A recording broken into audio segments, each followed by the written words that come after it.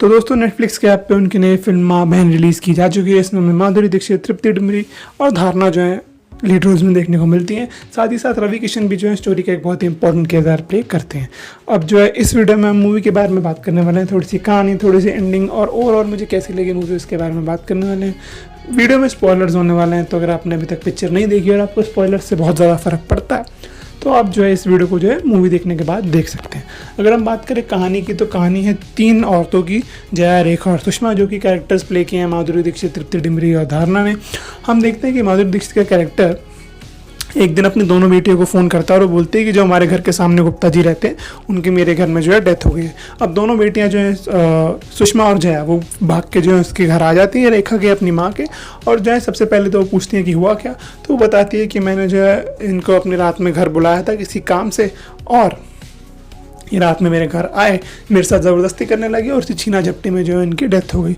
अब जो है पूरा बॉडी छुपाने का कांड जो है शुरू करते हैं, लेकिन तब उनको बीच में पता लगता है कि भाई जो ये अपने गुप्ता जी हैं ये तो जिंदा है।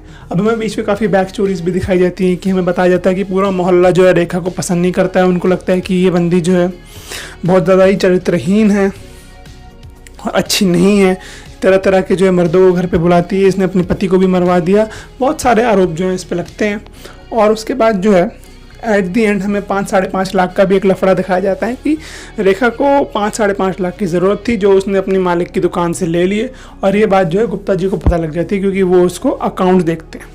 अब हुआ ये कि गुप्ता जी जो है बहुत ही ज़्यादा अच्छे आदमी हैं, ऐसा दिखाया गया था, और रेखा जो है वो उन पर डोरे डालती है पहले दिन से, ऐसा हमें दिखाया जाता है। ऐसा र्यूमर जो है पूरी कॉलोनी में फैला हुआ है।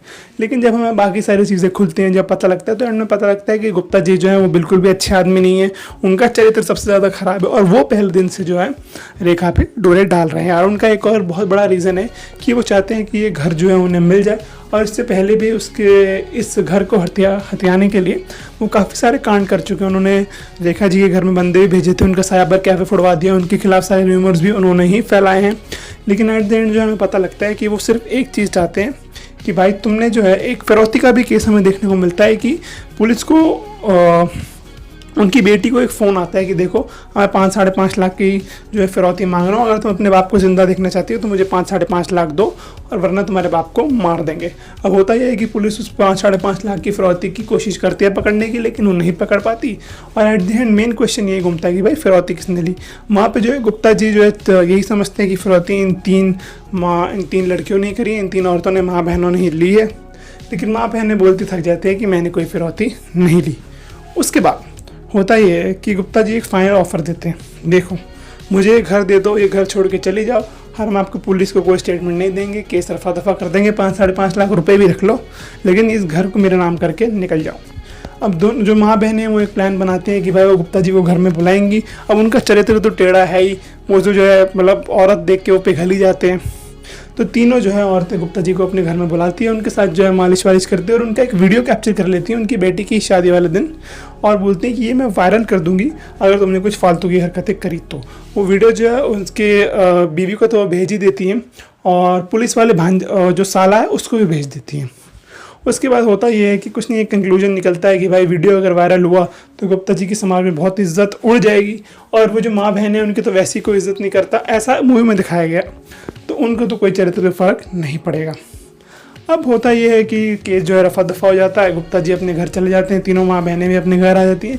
सिर्फ एक सवाल रह जाता है कि भाई फिरौती किसने ली। अगर तीनों माँ बहनों ने नहीं ली तो कौन है फिरौती लेने वाला। फिर हमें समझ में आता है कि भाई फिरौती और किसी ने नहीं, जिसने भी फिरौती की खबर फैलाई थी, यानी कि जिसने बोला था कि मुझे फिरौती का फ़ोन आया, जो कि थी गुप्ता जी की खुद की बेटी, उसने ही फिरौती दी थी अपने बाप की, और वो 5-5.5 लाख रुपए लेके जो है भाग जाती है। उसको सिंगर बनना होता है, अपनी शादी छोड़ के भी वो भाग जाती है।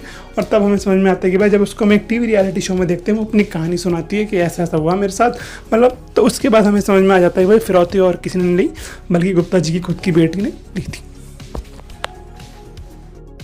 बाकी ओवरऑल पिक्चर की बात करें तो एक ठीक ठाक टाइम पास पिक्चर है। अगर आपके पास इस वीकेंड कुछ करने को नहीं और आपका मन है एक पिक्चर देखने का, तो आप देख सकते हैं।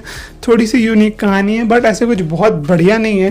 कहीं कहीं पे जो है माधुरी दीक्षित की काफ़ी ज़्यादा ओवर एक्टिंग हमें देखने को मिलती है। तृप्ति डिमरी और धारणा ने अपना काम ठीक से किया है। बाकी माधुरी दीक्षित भी सीरियस रोल्स में तो सही है, बट जहाँ उन्हें बहुत ज़्यादा कॉमेडी करने को बोली गई है, वहाँ पर थोड़ी उनकी जो है एक्टिंग ओवर चली जाती है। ओवरऑल एक ठीक ठाक ओके सी पिक्चर है। अगर आपको देखना चाहते हैं, अगर आप देख सकते हैं तो देख सकते हैं। थोड़ा बहुत कॉमेडी का स्कोप है, स्पेशली धारणा ने कुछ सीन्स में जो है काफ़ी अच्छी कॉमेडी करने की कोशिश करी है। बाकी अगर आपने देख ली तो आपको कैसी लगी आप मुझे कॉमेंट्स में ज़रूर बताना। मैं मिलूँगा किसी और वीडियो में किसी और टॉपिक के साथ, तब तक के लिए थैंक्स फॉर वॉचिंग।